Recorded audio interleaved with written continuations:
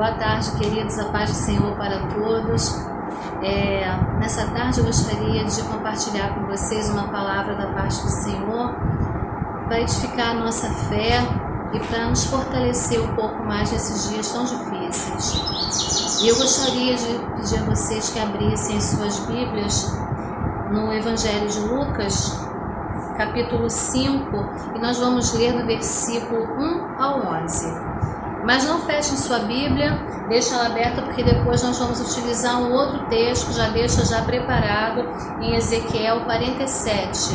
Tá? Esse texto vai dar um suporte para a gente trabalhar com o texto de Lucas também. Então vamos lá. Lucas 5 é conhecido como o texto da pesca maravilhosa. E diz assim: E aconteceu que num determinado dia, Jesus estava próximo ao lago de Genezaré, e uma multidão o espremia de todos os lados para ouvir a palavra de Deus. Ele observou, junto à beira do lago, 2 barcos, deixados ali pelos pescadores, que, havendo desembarcado, cuidavam de lavar suas redes. Então entrou num dos barcos, o que pertencia a Simão, e lhe solicitou que o afastasse um pouco da praia. E assentando-se do barco, ensinava ao povo. Assim que acabou de ministrar, dirigiu-se a Simão e aos demais, e lhes pediu: Ide para onde as águas são mais profundas, e lançai as vossas redes para a pesca. Ao que lhe replicou Simão: Mestre, tendo trabalhado durante toda a noite, não pegamos nada. Todavia, confiando em tua palavra, lançarei as redes. Assim procederam e pegaram enorme quantidade de peixes, tanto que as redes não começaram a se romper. Por esse motivo, acenaram aos seus amigos no outro barco para que viessem ajudá-los. Eles chegaram e lotaram ambos os barcos, a ponto de começarem a afundar. Diante de tamanho evento, Simão se prostrou aos pés de Jesus e declarou: Afasta-te de mim, Senhor, pois sou homem pecador.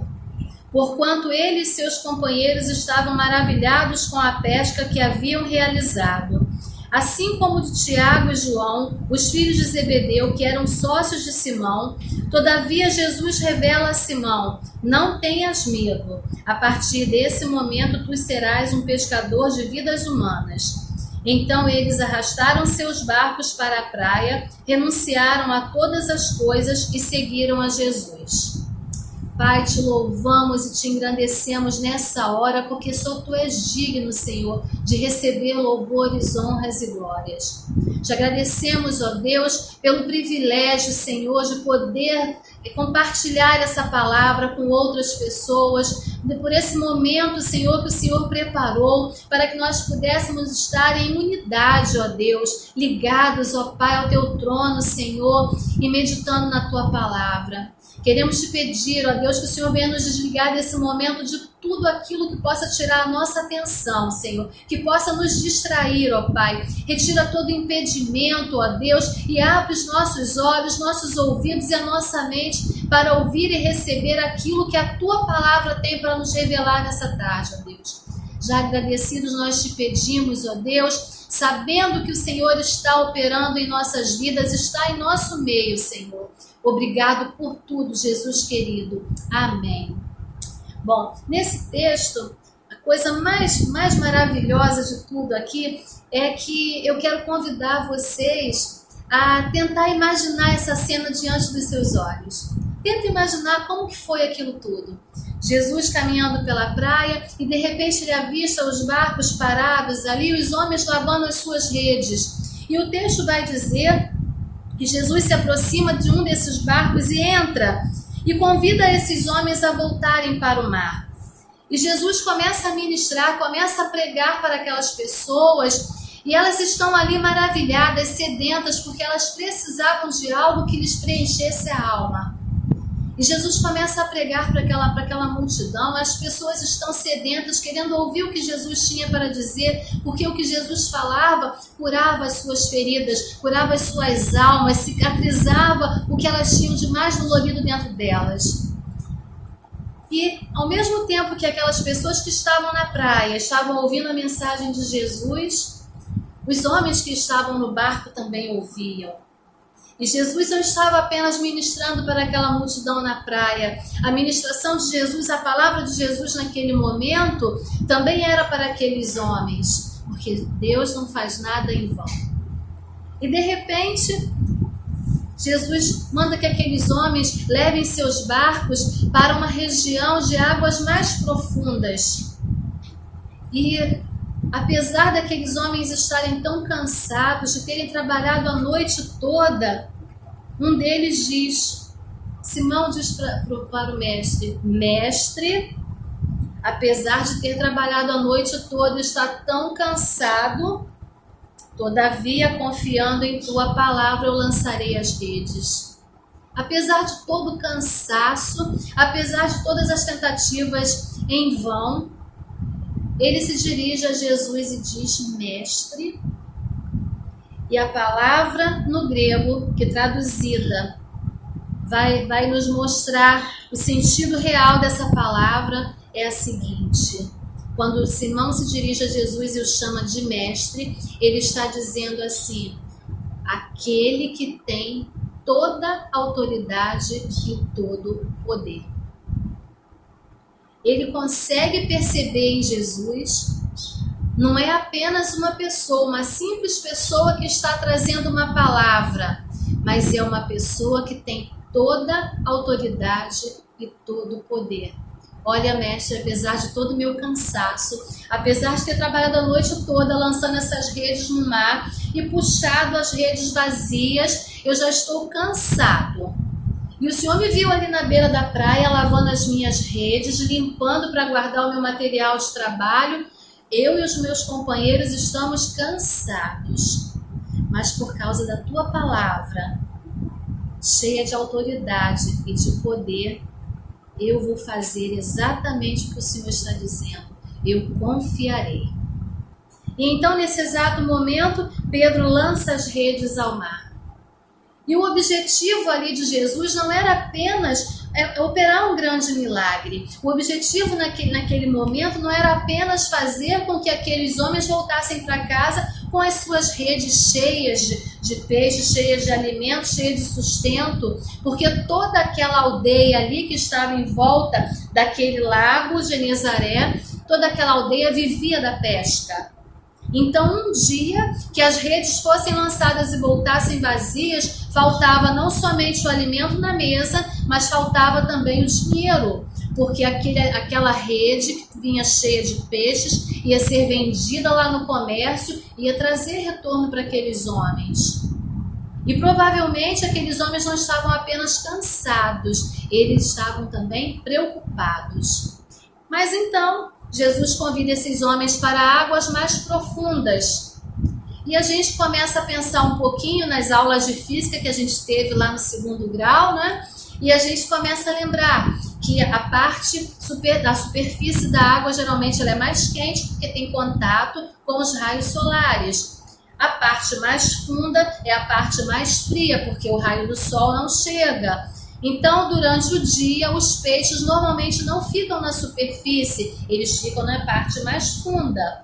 E à noite é o contrário, eles vêm para a superfície. Por isso, os pescadores dão prioridade a pescar à noite, porque os cardumes vêm à tona, então fica mais fácil de serem pescados. E Jesus faz o contrário. Jesus leva esses homens para pescar e lança as suas redes, mas nós já estamos cansados.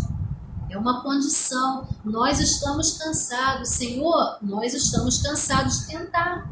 Nós já tentamos de tudo, nós já usamos todas as técnicas disponíveis, tudo que a gente conhece, tudo que a gente sabe, nós já fizemos.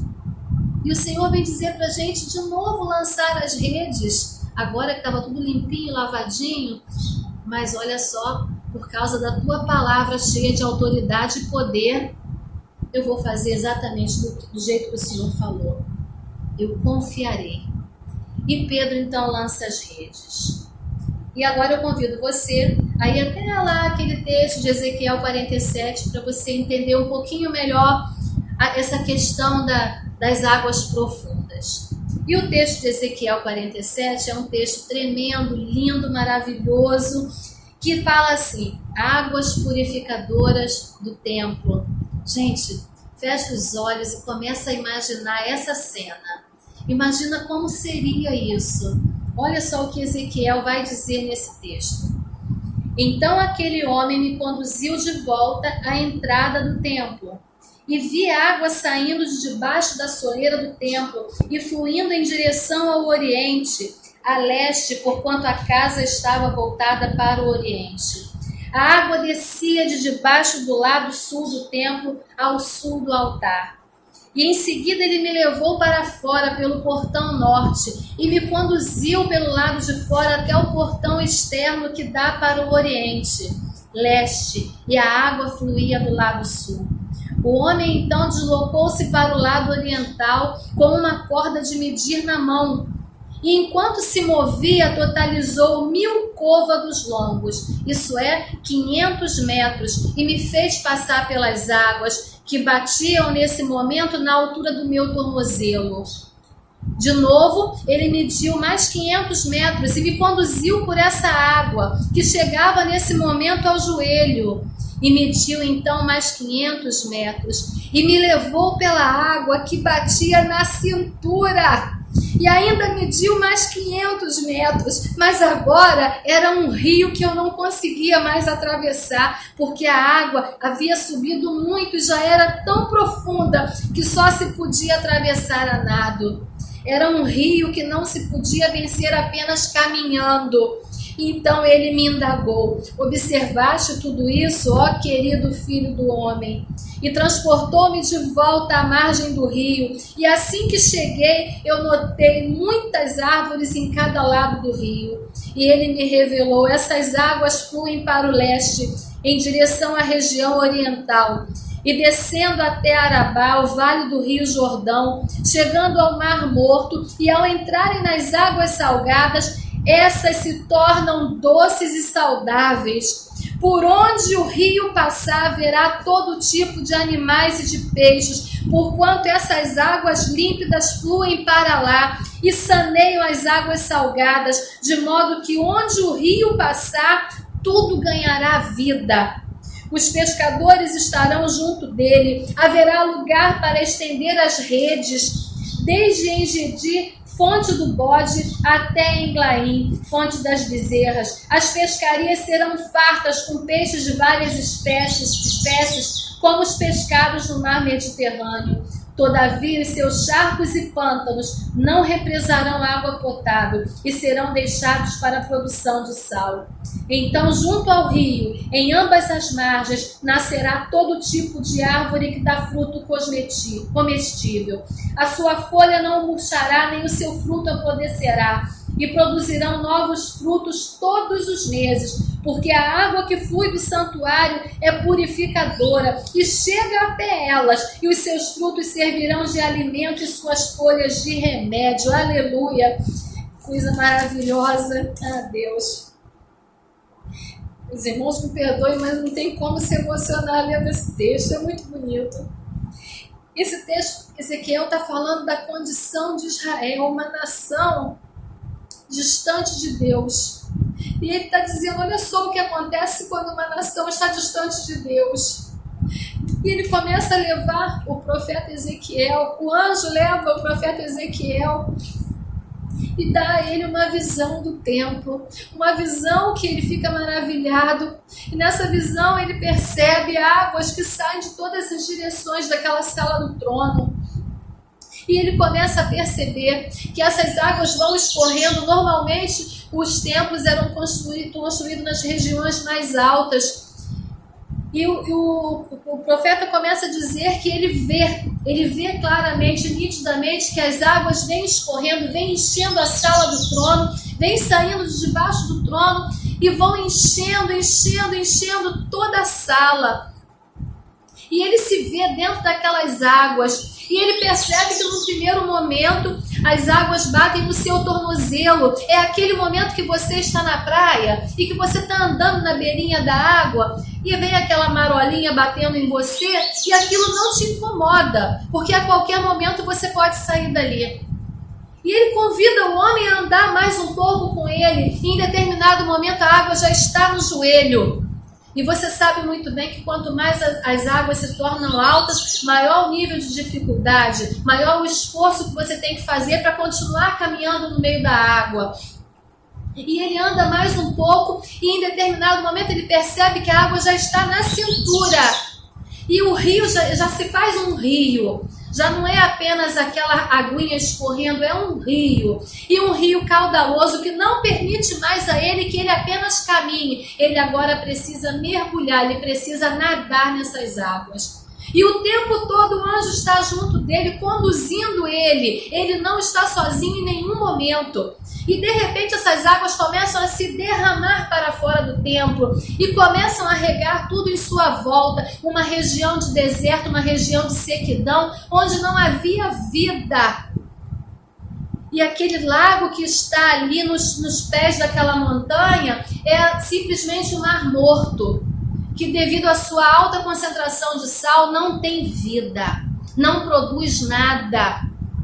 E o profeta começa a ver que à medida que as águas que fluem do trono começam a descer pela montanha, por onde ela vai passando, ela vai gerando vida.